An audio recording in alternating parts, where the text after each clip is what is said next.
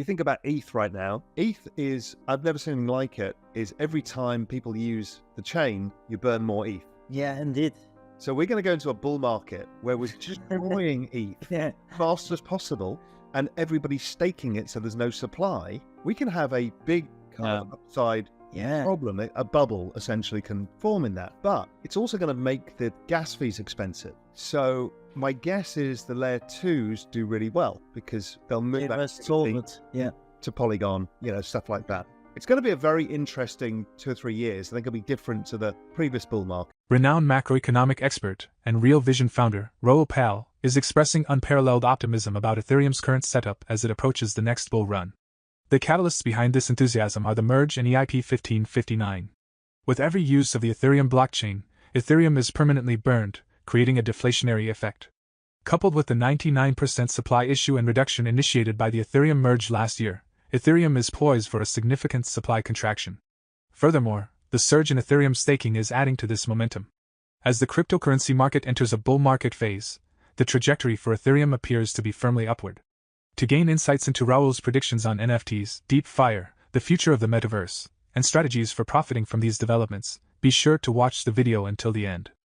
What it is exposure to the underlying currency. That's me buying a house in the Cayman Islands or the US. Yeah. So you get that exposure, and then your bet is my house going to go up or down in dollar terms? Or is the NFT going to go up and down in ETH terms? Your bet is ETH is going up. And if you can then find assets that really benefit when the ETH economy is vibrant and growing, then you'll probably make money. So if ETH goes up 5x and your NFT doubles in value, you've made 10 times your money. So it is a multiplier. Problem is, you don't know what NFTs, you're taking risk. Now, you're pretty safe with punks and fidenzas and stuff, but they're super expensive. So then you're trying to get speculative to figure out, okay, what might work? So there's no free money in this world. Yeah. It is hard. So, okay, let's go back to the US dollar example because it makes it easy for people to understand. You have the choice. You've made some money, you bought your dollars. You're like, what am I going to buy? I'm going to buy a house on the beach in Miami, or am I going to buy an Andy Warhol? They're both worth about the same amount of money.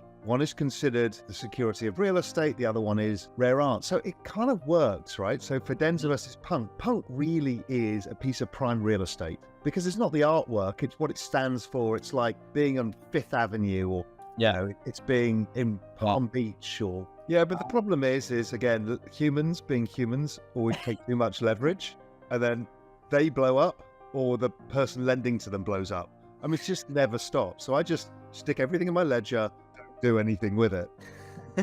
Because I've been around long enough to see everybody go bust. I set up an asset management business called Exponential Age Asset Management that invests in crypto hedge funds. And the reason is we know that individuals are coming into the space. So that's, you can own the underlying chains, you can own NFTs, all of that stuff. But we know the institutions are coming to invest as well. And we know a lot of them are interested in DeFi. But when I look at it, the hedge fund space in TradFi is $3 trillion. The hedge fund space in crypto is about $5 billion. So the reason you're seeing so much arbitrage opportunity is it's a function of not enough capital in the space, which is why when somebody blows up, it has huge knock-on effect. When 3 hours capital blows up, it has huge knock-on effect. So there's not enough capital in the space. That will disappear over time. I mean, trust me, as soon as they can, every investment bank will trade the arbitrage as they always do. All of the hedge funds will. The market makers do already. And that's a good thing for DeFi. Even though, yes, the yields will come down and etc., but you're basically putting risk-taking in the hands of risk-takers and diversifying out a bunch of, 10,000 hedge funds that are all, billions of dollars. We have a much more robust DeFi system. Right now, it's still a bit fragile. So I think DeFi has a huge future, but firstly, it's difficult to use, fine. And B, the regulators are scared of DeFi still. But I think they'll get there. I don't have a problem. I think we'll have another DeFi summer at some point once we have another breakthrough in DeFi. It can't be just another stable coin. It can't be just another way of getting leverage. There needs to be something different happening in DeFi to make people come actively in to use it. A lot of this is the nexus of all these technologies coming together at the same time, right? Humanity has never faced anything like this. So just so people understand, the whole system of money is being redeveloped in front of our eyes and digitized, which is crypto. AI is the replacement of human knowledge. We've got robotics, which includes AI and robotics together, gives self-driving cars. We've got space travel, satellites, we've got green energy. There's endless amounts. So the cost of energy is coming down, the computing power and the output from that compute power is going vertical. Okay, so this is going to be a terrifying moment, and people are seeing this now with how fast AI is moving. It's kind of used to it in crypto because it's been like this as well. You know, if you remember back in 2021, we had DeFi summer, then NFTs, and it's like, oh my God, you know, what's going on? It's so fast. AI is having that moment, but it's even faster. It went from 0 to 100 million users in 6 weeks. It took crypto about 6-7 years to do that. I mean, this is how fast this is. Well, firstly, all of this is moving towards the metaverse, which is the digital lives that we all live. Even now, we're partly in the metaverse by using digital video technology to do this. But as we accelerate and hurtle into the metaverse, which was a hype word, it's now fallen down. And trust me, it's coming up the other side again as AI blends with the digital world, because now you can make digital images super fast and digital avatars and everything else. It also means we can make a huge amount of fake stuff. And that is not a good thing for society where you don't know who to trust. We already have a fabric of trust that's broken down across the Western world. People don't trust their governments. They kind of don't trust each other. I mean, it's difficult. If you allow this technology to proliferate deep fakes, we've got a real problem on our hands. So the only way I can think of really truly authenticating content is using blockchain technology. So I think it's that. But on the other side, it does accelerate the metaverse. And what are assets in the metaverse? They are NFTs. You know, what is the payment system? What is the payment system from AI to AI? We're already seeing these agent AIs. Well, soon we're going to have payments. Hey, if you want to use my agent, you're going to have to pay me, and one AI will pay another. That is not happening in US dollars. That is happening in cryptocurrency. We're also seeing space, really interesting.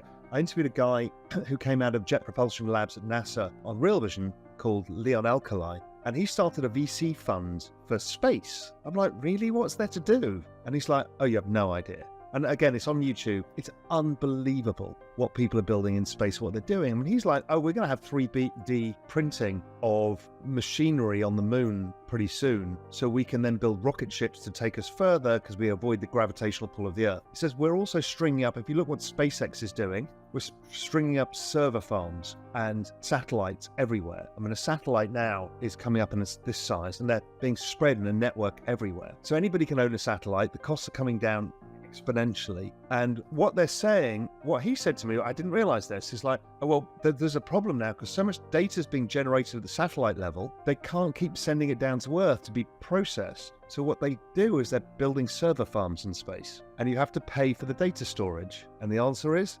cryptocurrencies, because there's no sovereign. So look, this is all the same thing. We're building this entire future in front of our eyes at a ridiculous pace. And they're all interconnected. You know, don't forget Internet of Things, payments, that will all be eventually crypto payments. You know, car payments. You know, my belief is that Elon Musk will use Doge for streaming car payments, and he'll use Doge for Twitter payments, and he'll use Doge for space payments.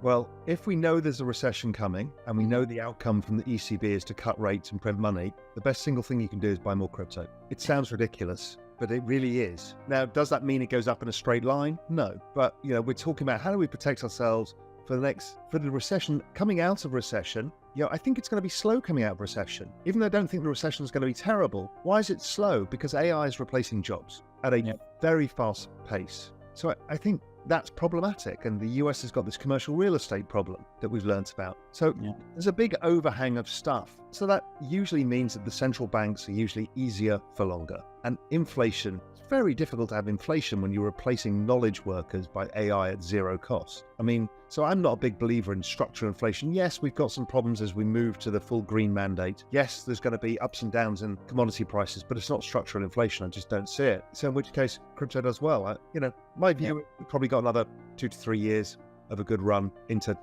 end of 2025, let's say. In conclusion, Raoul Pal's insights shed light on why Ethereum's setup is exceptionally promising. Today's discussion has provided a fresh perspective and deeper understanding of Ethereum's remarkable path in the cryptocurrency landscape. To recap, Raoul highlighted Ethereum's potential for a significant supply shock and its unprecedented positioning as we approach the next bull run.